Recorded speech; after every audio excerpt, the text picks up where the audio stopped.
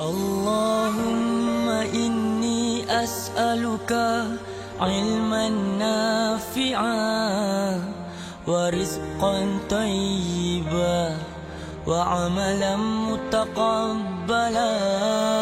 Ya Allah, ku mohon padamu ilmu yang bermanfaat, rezeki yang baik, amal yang diterima,